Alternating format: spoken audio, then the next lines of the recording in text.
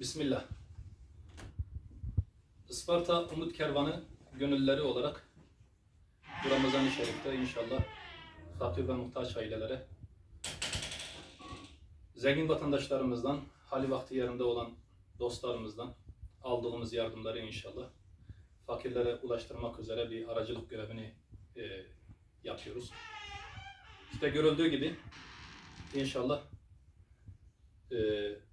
bu hizmette, bu çorbada tuzu katkısı olmasını isteyen dostlarımızın bu hayırlarını yerine getirmek için inşallah aracı olmaya hazırız. Ve gördüğünüz gibi inşallah yarın bu bir araya gelmiş yardım kolilerimizi ihtiyaç sahiplerine dağıtacağız inşallah. Eş, dost ve hali vakti yerinde olan arkadaşlarımızın, dostlarımızın, hemşerilerimizin inşallah katkısını bekliyoruz.